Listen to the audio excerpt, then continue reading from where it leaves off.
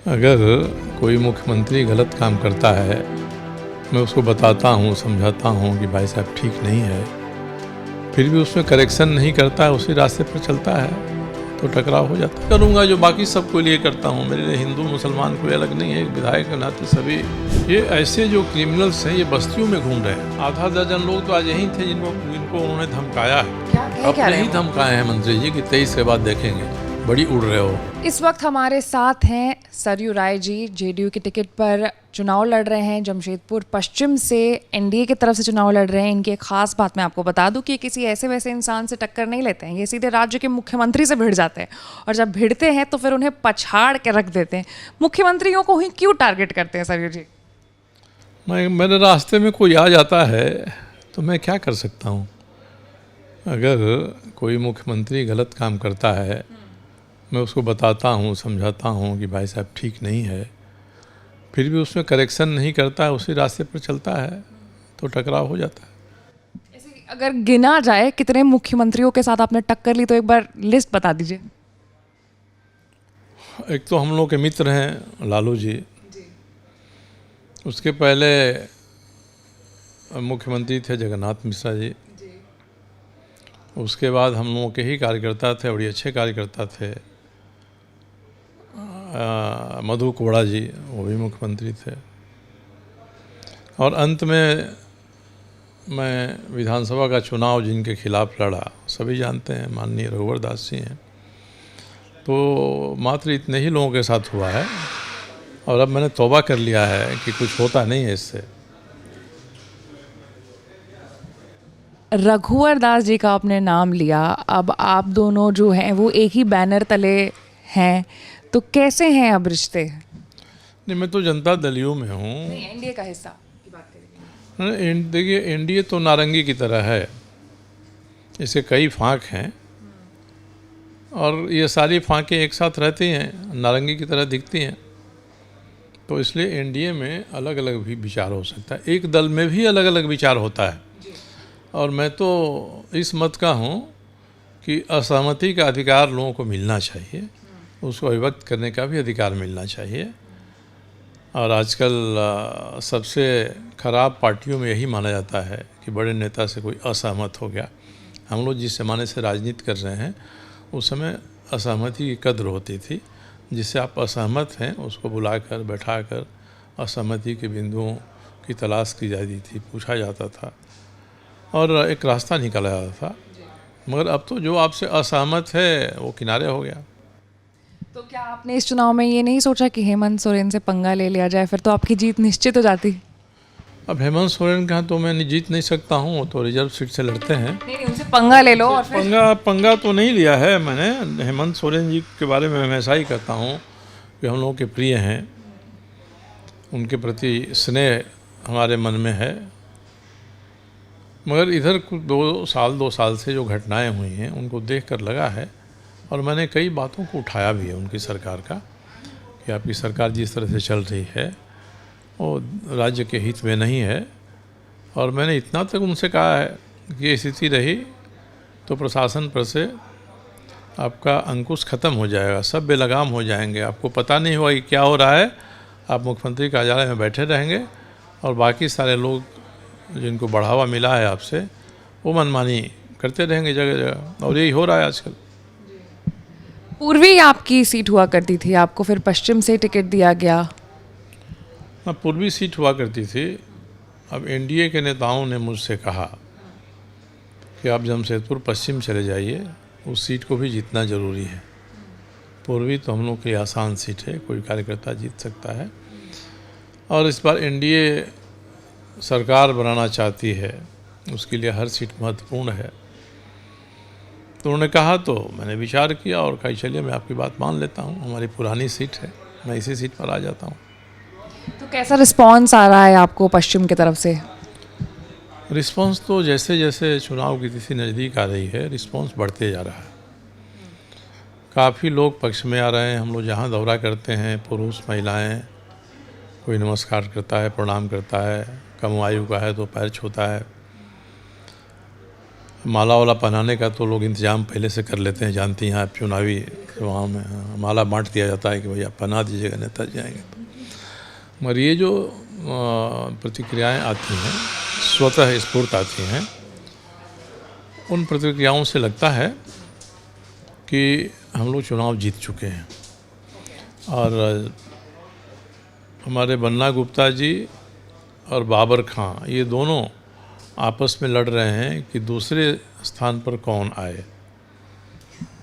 कि पहले ही आपने मतलब सोच लिया है। जी, इसलिए कि बाबर खां तो जन्मना मुसलमान हैं और बन्ना गुप्ता जी ये साबित करना चाहते हैं कि मैं भी उनसे कोई कम नहीं हूँ। पता नहीं आपने फर्राटे के साथ कलमा पढ़ते हुए कभी सुना है कि नहीं सुना है, नहीं तो आपको मैं वो वीडियो भिजवा दूंगा। मुझे नहीं लगता है कोई मुस्लिम हाजी काजी भी उस तरह से कलमा पढ़ सकता होगा। कलमा पढ़ने में प्रॉब्लम क्या है? कोई प्रॉब्लम नहीं है, मैं कह रहा हूँ वो साबित करना चाहते हैं कि बाबर खान से मैं अधिक मुसलमान हूँ। और ये साबित करके क्या होगा? इसलिए कि मुसलमान जो हैं वहाँ के 90 बूथ है करीब करीब, एक साथ उनका वोट जाता है और हम लोग को 0-1-2 वोट मिलता है वहाँ। तो आपने कोई कोशिश नहीं की उनका वोट अपने तरफ घुमाने की? नहीं, देखिए मैं जब विधायक था तो मैंने उनके क्षेत्र में भी उतना ही काम किया जितना दूसरे क्षेत्र में किया। मगर चुनाव के समय मैं उनसे यही कहता हूँ कि भाई साहब, मैं चाहता हूँ कि आप मुझे वोट करिए। आप मुझे वोट करिएगा तो मैं बहुत अधिक वोट से जीतूँगा, आप नहीं करिएगा तो मैं कम वोट से जीतूँगा। लेकिन ये तो हुई आपके फ़ायदे की बात, मुसलमानों के फ़ायदे की बात मैं कर रही हूँ कि वो आए होंगे कभी अपनी समस्या लेकर के। आते हैं, समस्या लेकर आते हैं। आपने कभी उन्हें आश्वासन नहीं दिया कि अगर मैं जीतूँगा तो आपके लिए ये सारी चीज़ें फ़ायदे में आएंगी? नहीं, मैं उनके लिए वही करूँगा जो बाकी सबके लिए करता हूँ। मेरे लिए हिंदू मुसलमान कोई अलग नहीं है। एक विधायक के नाते सभी हमारे विधानसभा के सदस्य हैं और सबके प्रति मेरी बराबर दृष्टि रहती है। किसी के मन में होगा कि उसके प्रति उनकी दृष्टि विशेष रहे तो ये तो उनकी समस्या है, मेरी समस्या नहीं है। क्या लग रहा है कितना मार्जिन होगा इस बार? अब मुझे लगता है कि पहले तो उन्होंने लक्ष्य रखा था जब शुरू में कि हम लोग 50,000 से ये सीट जीते। अब उसमें कितना भी घटेगा तो 25-30 हज़ार पर तो रह ही जाएगा। मैंने आपके काफ़ी सारे इंटरव्यूज़ में सुना है, आपने मीडिया से बात कही है कि क्राइम जगत से भी कुछ लोग हैं जो आपके आसपास के लोगों को अब डरा धमका रहे हैं। वो केवल डरा धमका रही नहीं है, जमशेदपुर के भविष्य के लिए भी खतरा है। ये ऐसे जो क्रिमिनल्स हैं ये बस्तियों में घूम रहे हैं। आधा दर्जन लोग तो आज यही थे जिनको उन्होंने धमकाया है। अच्छा, क्या अपने ही धमकाए हैं मंत्री जी कि 23 के बाद देखेंगे, बड़ी उड़ रहे हो, 23 के बाद देखेंगे। ये जो छोटे छोटे अपराधी हैं ये बस्तियों में जाते हैं, लोगों को कहते हैं कि बन्ना गुप्ता के खिलाफ जाओगे तो तुम्हारे परिवार में से इसका उसका कुछ मैं नुकसान कर दूंगा, डरे रहो। ये सारे लोग मुझे बताते हैं, इसलिए वो कहते हैं हम सामने तो नहीं आएंगे, हमने निर्णय लिया है कि चुपचाप सिलेंडर छाप, तो इसलिए हम लोग आपको वोट देंगे, ये सभी लोग बताते हैं। अब इसमें एक बड़े नामचीन अपराध जगत का नाम है, बड़ा नाम है, विक्रम शर्मा हैं। वो काफ़ी दिन जेल वेल में रहे, अभी बाहर हैं। तो उन्होंने खुलकर कहा है कि मैं बन्ना गुप्ता के पक्ष में काम करूँगा, उससे ज़्यादा मेरे खिलाफ में काम करेंगे। क्योंकि 2 साल पहले मैंने देहरादून में बन्ना गुप्ता और विक्रम शर्मा की ली गई एक तस्वीर को अपने ट्विटर अकाउंट पर डाल दिया था, हैंडल पर डाल दिया था कि ये क्या बात कर रहे हैं। देहरादून में कोई कांग्रेस का सेशन था, वहाँ लोगों ने कहा था कि नहीं ऐसे ये व्यक्तिगत मेलजोल है। अब इस चुनाव में जब वो उनके पक्ष में उतर गए तो इसका मतलब है कि ये लंबे समय से साजिश हो रही थी। और विक्रम शर्मा का नाम तो खुद ही डराने वाला नाम यहाँ के लिए रहा है, और ज़्यादा वही डरेंगे जो संपन्न हैं, मारवाड़ी समाज के हैं, व्यवसायी समाज के हैं। और मैंने तो यही पूछा है कि भाई क्या डील हुई है चुनाव के बाद के बारे में, विक्रम शर्मा से बन्ना गुप्ता जी की डील क्या हुई है। व्यवसायियों को पुराने दर से ही रंगदारी देनी पड़ेगी कि लोग मिल के कोई नया दर निर्धारित करेंगे, क्योंकि फ़ोन जाता है इतने पैसे पहुंचाओ, अपराध जगत में जो भी हैं वैसा ही करते हैं। तो इसीलिए मैंने कहा कि अपराधी घूम रहे हैं। दूसरा एक और साजिश हो रही है कि एक सरयू दुसाद नाम के व्यक्ति हैं, उन्होंने नॉमिनेशन फाइल किया है। उनका 27 नंबर पर है, मेरा ईवीएम में 12 नंबर पर है। तो ठीक जो डिजाइन, जो कलर, जो वर्ड्स हमारे होर्डिंग्स पर लगे हुए हैं, एग्जैक्टली वही बैकग्राउंड और वही फॉन्ट, वही सब साटा जा रहा है। होर्डिंग लगाई जा रही है, गाड़ियों पर लगा के घूम रहे हैं, और उसमें ये नहीं है, उसमें लिखा है सरयू चाचा। ये तो वोटर्स को कंफ्यूज करने वाली बात है। 27 नंबर पर हैं। अब सरयू दुसाद लिखते, या कम से कम उनका चुनाव चिन्ह तो देते, जिस चुनाव चिन्ह पर मांग रहे हैं। ये कुछ नहीं है। हमने तो गाड़ियों को ऊपर थाना में दिया है, मगर मैंने पता किया तो जिला प्रशासन ने इसकी अनुमति दी है कि आप ऐसा छपवा सकते हैं। तो इससे पता चलता है कि जिला प्रशासन का क्या रुख हम लोगों के प्रति है।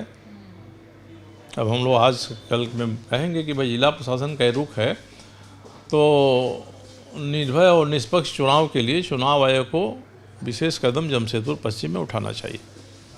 आपकी बातों से ऐसा लग रहा है कि आपको पता चल गया है कि आप जीतने वाले हैं। चलिए, मैं भी ये बात मान लेती हूँ, मैं मानना पसंद करूँगी इस बात को। लेकिन जीत के बाद आगे की जो राह है, मैं उसके ऊपर अब चर्चा करना चाहती हूँ। क्या रहेगा आगे का रोल? देखिए, एक विधायक के नाते मेरी हमेशा प्राथमिकता रही है कि हमारे क्षेत्र की जो जनता है, खास करके जो आर्थिक दृष्टि से कमज़ोर वर्ग है, जो झुग्गी झोपड़ियों में रहता है, उनको सारी सुविधाएं मिले। यहाँ तो एक बड़ा इलाका है जहाँ टाटा स्टील सुविधाएं प्रदान करती है। टाटा स्टील के बाहर, उनके लीज क्षेत्र के बाहर जो रहने वाले हैं, वहाँ भी जन सुविधाएँ मिले। इसके लिए मैंने 2005 से संघर्ष किया था। 2005 में इन सभी बस्तियों को तोड़ा जा रहा था। मैंने विरोध किया, बस्तियां बची, और उनमें पानी दिलाने के लिए मैंने 2009 में जल सत्याग्रह किया था। बाद में इन्होंने पानी देना स्वीकार किया। अब तो इन्होंने एक निर्णय ले लिया है कि जो मांगेगा पानी में हम सबको पानी देंगे, मगर बस्ती वालों से ये 25,000, 30,000, 20,000 रुपया ले रहे हैं कनेक्शन के लिए। जबकि टाटा लीज समझौता के अनुसार से जो राज्य की सरकार अपनी नगरपालिकाओं के लिए दर निर्धारित करती है, वही दर कोई भी लेगा। टाटा स्टील के लोग भी वही दर लेंगे।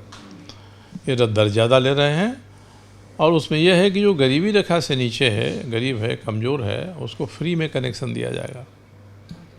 उससे आप वसूलिए, उससे मीटर कितना उठता है उसके हिसाब से। तो ये 25,000, 30,000 ले रहे हैं। मैंने इस बात को भी उठाया है। तो मेरी पहली प्राथमिकता होगी कि जो कमज़ोर वर्ग के लोग बस्तियों में रहते हैं, उनको भी बेहतर जन सुविधाएँ मिले। चलिए, मतलब ये तो हुई जनता की बात, मैं आपकी बात कर रही हूँ। आपकी कहाँ पोजीशनिंग होने वाली है पार्टी में? मेरी क्या, देखिए, अब तो हम लोग संतुष्ट हो गए हैं। कोई पोजीशनिंग हो नहीं हो, मतलब इंसान कभी संतुष्ट होता है भला? अब मैं तो अपने बारे में कह रहा हूँ। अब मैं कहूँ तो आप कहिए कि मैं इंसान नहीं हूँ। नहीं, मैंने कभी किसी को सुना नहीं ये कहते हुए कि मैं अब संतुष्ट हो गया हूँ। लोगों की आगे भी होती है प्लानिंग करियर को लेकर के, आपकी भी होगी। नहीं, अब करियर प्लानिंग हम लोग इस उम्र में क्या करेंगे? नहीं, बिल्कुल करेंगे। क्या मतलब सोचा है आगे कैबिनेट में हो सकता है, जगह की मांग की होगी आपने? हम तो मानते हैं कि होई हैं सोई जो राम रचि राखा। ये फिर आपने तजुर्बे वाली बात कर दी कि जो तजुर्बे वाले लोग होते हैं ना, एक्सपीरियंस होल्डर, वो ऐसी बातें करते हैं। जब से राजनीति में हूँ, मैंने किसी भी पद के लिए कोई प्रयास नहीं किया। बिहार में लेजिस्लेटिव काउंसिल का मेंबर बना, पार्टी के लोगों ने बना दिया। विधानसभा के चुनाव में यहाँ से इन्होंने टिकट दे दिया। मैंने कोई मांगा नहीं, कभी भी मैंने कोई टिकट नहीं मांगा। मैंने पद भी नहीं मांगा, मुझे मंत्री बना दिया। तो मैं कभी मांगता नहीं हूँ इसमें। आपको लगता है जिस समूह में हूँ, उस समूह को लगता है कि मुझे कुछ देना चाहिए, दायित्व देना चाहिए, वो दायित्व दे देते हैं। नहीं देंगे तभी मैं उतना ही संतुष्ट रहता हूँ। ये तो मतलब बहुत समझदारी वाली आपने बात करी है कि आप नहीं बताना चाहते कि आपको क्या चाहिए आगे चल करके। नहीं, कुछ नहीं चाहिए। मैं अब ऑन रिकॉर्ड में कह रहा हूँ। अब चाहें तो जिनके हाथ में देना है वो कर सकते हैं। आपने तो कहा था कि मैं कुछ नहीं चाहता हूँ। ये एक बहुत स्मार्ट तरीका होता है, बहुत स्मार्ट प्ले, रिवर्स साइकोलॉजी कहते हैं। इसको कि आप बिना कहे लेकिन बहुत कुछ कहे जाते हैं। हाँ, तो यही है, इसलिए हम लोग काम करते हैं। विधायक नहीं रहे तब भी उतना ही काम करते थे, विधायक रहे, मंत्री रहे, तो हमेशा रहना सहना, संबंध निभाना, मिलना जुलना एक ही तरह का रहता है। मैं तो मंत्री था तब भी लाल बत्ती नहीं लगाता था, कोई आगे पीछे सायरन वाली गाड़ियाँ पुलिस के लेकर नहीं घूमता था। मैं तो अकेले, हमारा बॉडीगार्ड रहता था, गाड़ी में पूरा प्रदेश घूमता था। तो ये थे हमारे साथ सरयू राय। अब 13 तारीख और 20 तारीख को है झारखंड में वोटिंग, 23 को नतीजे आएंगे। कौन जीतेगा कौन हारेगा वो आपको ज़रूर देखने को मिलेगा। तब तक के लिए देखते रहिए एबीपी लाइव। मैं थी आपके साथ आशी सिंह आनंद।